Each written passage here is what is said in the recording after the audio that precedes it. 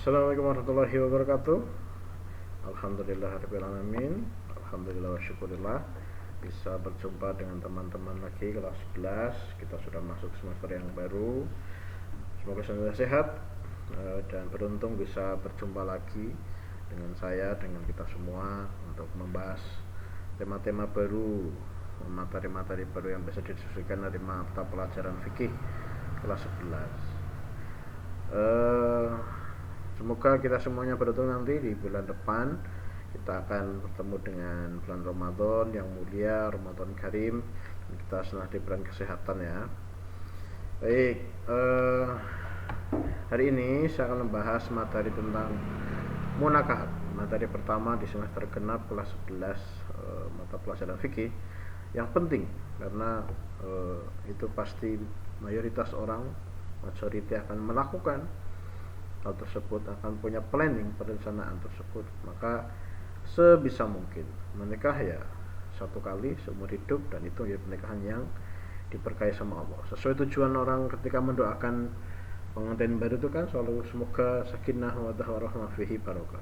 Semuanya itu harus diwujudkan dengan ilmu. Tidak bisa hanya meniru atau asal atau mengalir saja seperti air di sungai, tidak bisa. Semua harus tahu ilmunya, paham ilmunya. Karena fikih kan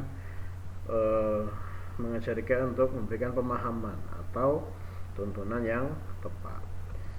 Baik, kita masuk ke materinya. Saya menyadur dari materinya Pak Aryan Hidayat. Nanti yang akan kita bahas adalah ada hukum. Kenapa nikah ada yang menghukumi sunnah? Kenapa nanti ada yang berubah menjadi wajib? Kenapa ada yang dihukumi haram? Bergantung situasi dan kondisinya. Terus bagaimana memilih pasangan? Bagaimana mengetahui tentang mahram? Jadi kita kadang salah kalimat gitu ya. Maaf ya, bukan muhrim gitu. Muhrim itu kaidahnya di haji ketika memakai pakaian ihram. Kalau mahram khusus di bahasa munakahat tentang orang-orang yang tidak boleh dinikahi atau terjadi pernikahan antara mereka.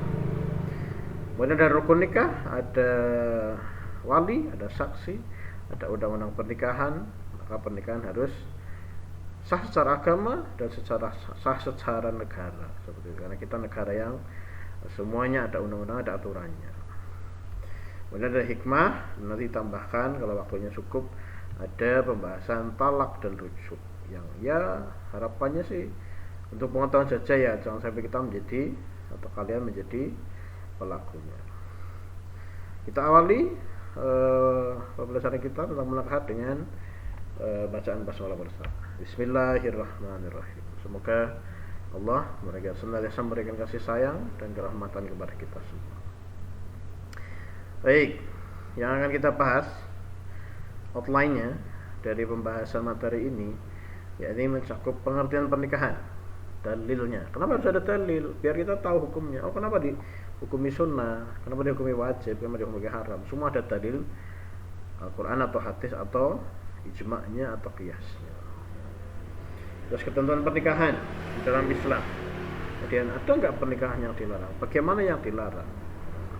Jangan-jangan keluarga kita atau tetangga kita melakukan salah satu pernikahan yang terlarang tersebut, kan menjadi mubadir. Apa-apa yang sudah dikeluarkan dipersiapkan untuk prosesi pernikahan menjadi mubadir karena ternyata termasuk pernikahan terlarang. Terus nanti hikmahnya, kenapa orang Islam harus menikah, kenapa orang Islam membutuhkan sarana ini, ya, pasti kan ada manfaat yang bisa diperoleh dari pelakunya. Nah, maka fikih pernikahan adalah membekali dengan ilmu rumah tangga supaya melakukan secara tepat sesuai dengan tuntunan agama. Nah, kelengkapan yang ada biasanya dalam bahasa nikah ada yang sering kita lihat ya, di sekitar rumah kita ada pak penghulu, ada pak wali atau ayah kandungnya atau saudara kandungnya atau pamannya atau mbahnya gitu ya, sesuai dengan urutan nasab yang masih hidup. Ada pengantin pria, ada pengantin wanita, ada mahar. Nah, terus kalau buku nikah sama yang di bapak penghulu itu apa? Nah, itu bentuk catatan keadministrasian dari negara supaya nanti bisa untuk menjadi dasar dokumen pembuatan akta kelahiran, pembuatan warisan atau yang lain-lain. Terus, nah yang penting ya, Pak Pengulu itu bukan menikahkan. Dia menikahkan atau membantu akad nikah ketika walinya memasrahkan. Kalau tidak memasrahkan ya tidak. Gitu. Jadi itu pemahaman. Oh boleh Pak Pengulu itu bisa menikahkan ya tidak semesta-merta seperti itu. Ada pasrah dulu dari wali yang afdol, wali yang utamanya harus menikahkan. Kalau sudah pasrah, baru Pak Pengulu menikahkan dengan tata cara yang dibolehkan secara agama Islam. Kita bahas pengertiannya dulu, takrifnya. Kata nikah berasal dari bahasa Arab al-jam'u atau yang dimaknai berkumpul atau bertemu.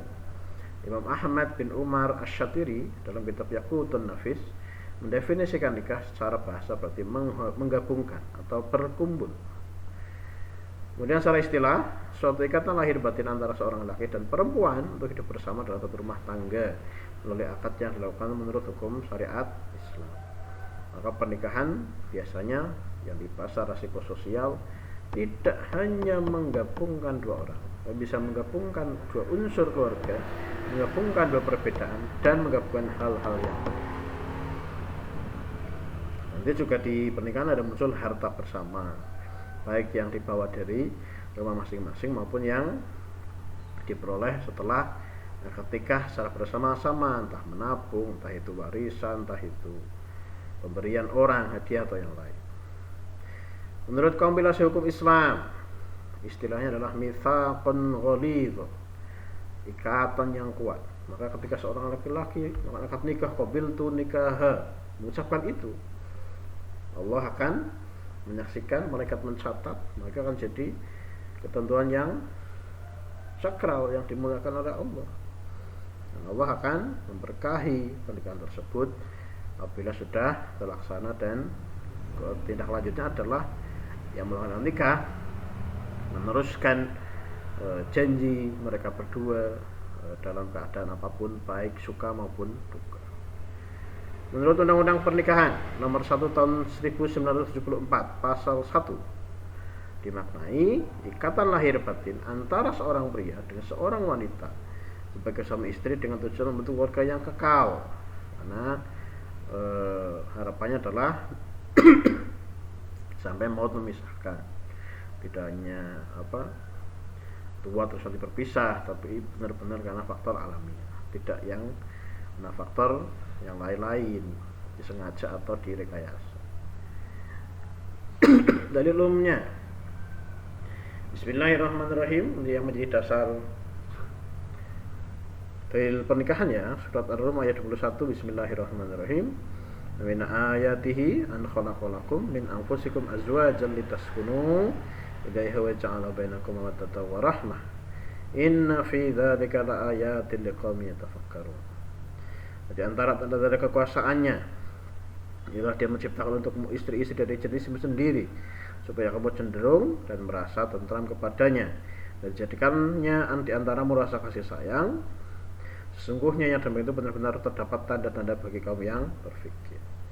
Jadi harapannya setelah akad nikah itu tadi terbentuk istilah sakinah, ketenangan, mawaddah, ada unsur kasih sayang dalam keadaan apapun, dalam keadaan situasi terendah pun, tidak tidak hebat sekalipun, mereka tetap berkasih sayang, tidak saling menyalahkan dan lain-lain.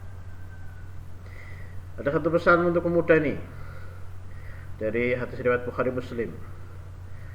An Abdullah ibnu Mas'ud radhiyallahu anhu qala lana Rasulullah sallallahu alaihi wasallam ya ma'syarasy syabab man istata'a minkum al-ba'at falyatazawwaj fa innahu aghaddu lil basari wa ahsanu lil farji wa man lam yastati fa alaihi bis-sawmi fa innahu lahu wija'u. Rawahul Bukhari wa Muslim. Dari Abdullah bin Mas'ud radhiyallahu anhu, Rasulullah SAW bersabda kepada kami, hai para pemuda, barang siapa di antara kamu telah sanggup menikah, maka nikahlah.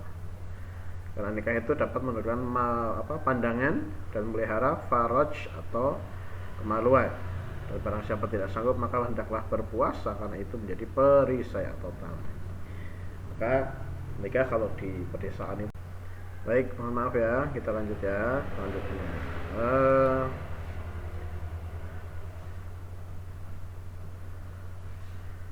Menikah adalah sunnah Nabi. Dasarnya adalah dalil hadis riwayat Muslim yang disampaikan dari Anas bin Malik. Ada beberapa sahabat Rasulullah SAW berkata, saya tidak akan menikah. Sebagian lagi berkata, saya akan selalu sholat dan tidak tidur. Sebagian lagi berkata, saya akan terus berpuasa dan tidak berbuka. Ini sampai kepada Nabi hingga beliau bersabda, apa alasannya kalian begini begitu? Padahal saya berpuasa dan berbuka, saya sholat dan tidur, dan aku juga menikahi perempuan. Dengan barangnya saya membenci sunnahku, maka ia tidak termasuk. Maka ini bersifat anjuran, penting, karena akan memberikan manfaat bagi yang melakukannya. Dari pra menikah ada minta pertimbangan orang tua, dikenalkan, dilihat. Kalau istilah orang Jawa itu pipit, pepet, bobot begitu ya. Ya ada logisnya juga lah, karena orang tua pasti tahu yang terbaik untuk anak. Menurut saya, salat istikharah, minta petunjuk ketika sudah ada calon yang meminta izin, maka istikharah baik dari sisi yang laki-laki maupun yang perempuan. Ta'aruf, perkenalan baik antara yang akan menjadi calon suami istri dan keluarganya. Maka ketika mengkhitbah atau meminang tidak ada halangan baik dari syar'i maupun hal-hal yang dilarang lainnya, seperti masalah muamalah atau yang lain. Dan syarat wanita yang boleh dipinang belum ada pinang dari orang lain. Kalau ada pinang dari orang lain harus menunggu kepastian dari pinangan yang pertama. Terus melihat wanitanya yang akan dipinang. Tujuan nikah, teman-teman.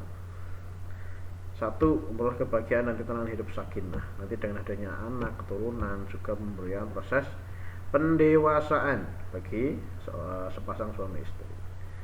Membina rasa cinta dan kasih sayang, memenuhi kebutuhan biologis sebagai fitrah manusia dengan cara yang sah dan diridhoi Allah, dan bernilai ibadah dan ada pahalanya bagi yang melakukan.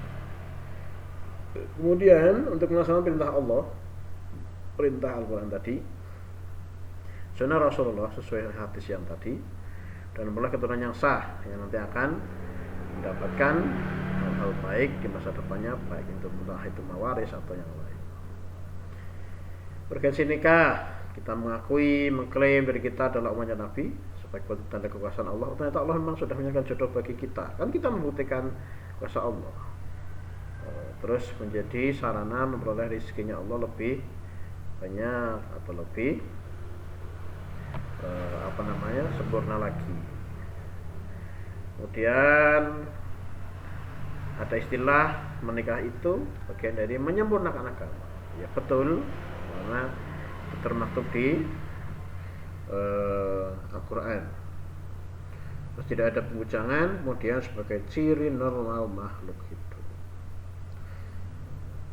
Saya bahas yang 2 hukum ya, yang wajib dan yang sunnah.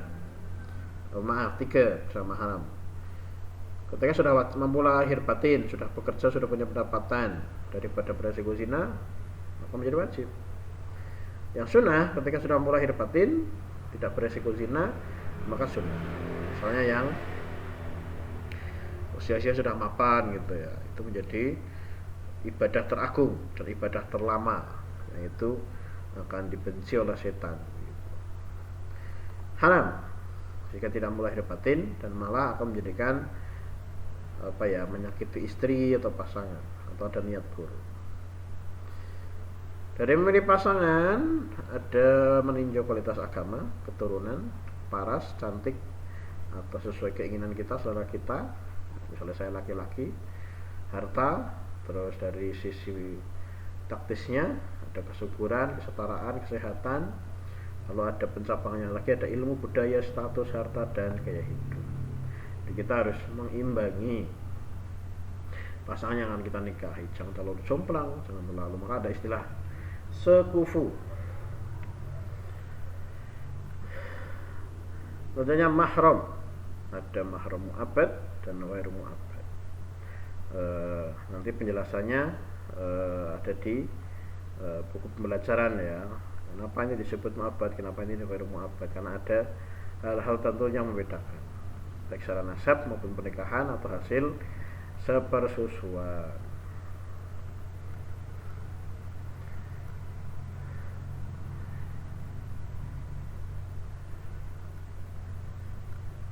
Rukun nikah ada suami, ada istri, ada wali, ada dua saksi dari pihak laki-laki dan pihak perempuan. Ijab kabul tadi yang saya sampaikan. Petugas KUA hanya memfasilitasi, mencatatkan, walaupun mendapat pasrah. Nah, tadi sudah berpasrah dulu. Terus wali harus 2 orang laki-laki dewasa beragama Islam dan tahu tata cara dan sah dan tidaknya untuk akad nikah. Jadi undang-undangnya dari pemerintah Indonesia, Pemerintah Republik Indonesia, ada unsur-unsur yang dipenuhi. Keduanya harus Islam, sudah sampai umur yang ditentukan. Kalau di tahun 2024 ini batas minimal adalah 19 tahun, laki-laki dan perempuan sama. Tidak ada paksaan, tidak ada halangan nikah dari segi mahram maupun yang lain. Wali utamanya adalah ayah. Kalau ayah tidak ada saudara laki-laki, tidak ada saudara laki-laki seayah atau seibu, anak laki-laki seayah seibu, terus ada saudara laki-laki seayah seibu, dan lain-lain sampai ke bawah. Ijab kabul harus dengan bahasa yang mudah dipahami kalau menurut saya. Maka kalau saya lebih mengutamakan bahasa lingkungan. Ya, kalau lingkungannya bahasa Indonesia, pakai bahasa Indonesia biar bisa ikut menyaksikan dan memastikan akad nikah tersebut berjalan sesuai ketentuan. Aktualnya memang bahasa Arab, tapi kalau tidak bisa malah mempersulit, malah salah bunyi, salah huruf, malah jadi salah nanti. Contohnya ya, misalnya langkah tuka wajastuka mahtubataka binti siapa, ngala mahrin berapa. Kalau nggak pernah belajar bahasa Arab kan bingung. Kalau bahasa Indonesia kan mudah. Aku nikahkan engkau dengan anakku Fatimah binti Abdullah dengan mas kawin seperangkat asal dibayar tunai, kan gampang, semua paham, semua bisa usah gitu kan, bisa membantu menjamin keabsahan nikah. Kalau tadi yang wakil Pak Penghulu, maka Penghulu akan nambahi kalimat yang wakilnya telah yang walinya telah mewakilkan kepada saya dengan mahar tersebut tunai. Di tengah-tengahnya ada tambahan kalimat. Kemudian yang pihak pengantin laki-laki, jawabannya juga tadi sesuai bahasa yang disebutkan. Bahasa Arab qabultu nikah halal wa taswijaha bi mubil mahril madkur halan atau naqdan. Maka maksudnya terima nikahnya siapa, binti siapa, dengan mas kawin apa, dibayar tunai. Satu ucapan begitu, secara lancar dan berkelanjutan dari akadnya. Saksi nikah harus dari bisa saudara dari si laki-laki dan perempuan utamanya ya, karena yang tahu seluk-beluk pengantinnya, calon pengantinnya. Kalau tidak ada ya boleh tokoh, boleh temannya, ayahnya dan sebagainya.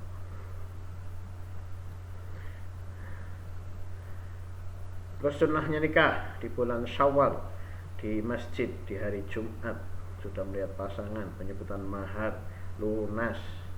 Loh, apakah ada yang dicipil? Mungkin ada, tapi kan jarang karena mahar kan gak ada ketentuan, jadi itu sesuai kesepakatan antara calon suami dan calon istri, mau berapa, mau apa bentuknya, di kapan dibayarkan, apakah mau dihias apa tidak, seperti itu. Karena itu yang akan harus bermanfaat bagi istrinya, seperti itu. Diumumkan ada tasakuran, ada suguhan makanan, ada doa atau tahniyah selamat, doa untuk suami istri. Mahar tidak ada ketentuan, banyak sedikit, yang penting adalah bagian dari kesepakatan suami istri yang tidak memberatkan calon suami, biar intinya bermanfaat dan bisa digunakan oleh istri tersebut.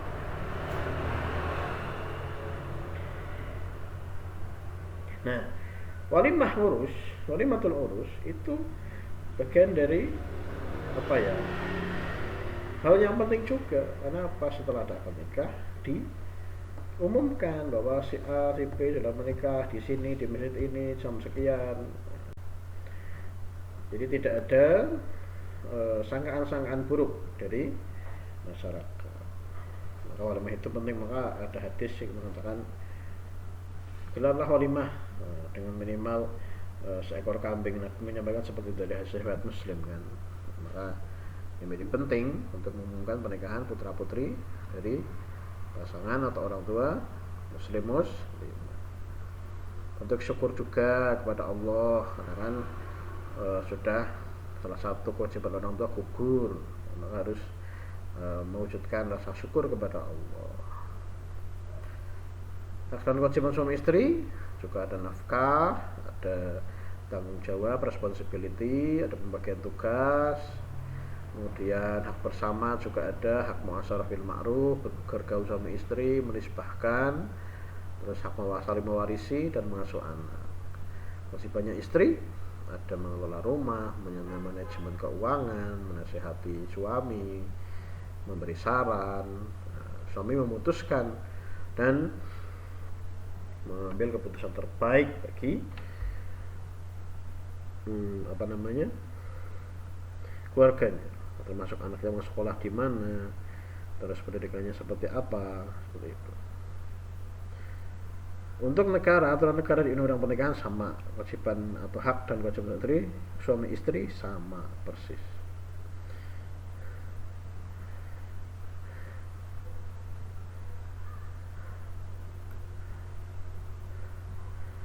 Sementara itu yang bisa kami sampaikan, nanti kalau ada pertanyaan seputar pernikahan karena kalian pasti akan melakukan, boleh ditanyakan di pembelajaran di kelas.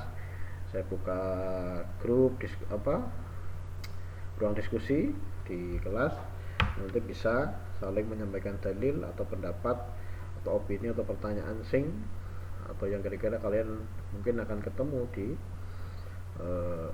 saat kalian juga akan menjadi calon-calon suami atau calon istri atau pengantin di masa depan, seperti itu. Demikian, semoga bermanfaat. Saya tunggu pertanyaan, saran, kritik dari materi ini, karena ini materi penting, jadi harus paham betul apa yang kalian akan kerjakan di masa depan. Jangan sampai salah pilih pasangan, jangan sampai salah momen atau pernikahan berulang-ulang, seperti itu. Tapi harus bijaksana, dapat iman orang tua, manut sama orang tua, dan lain-lain.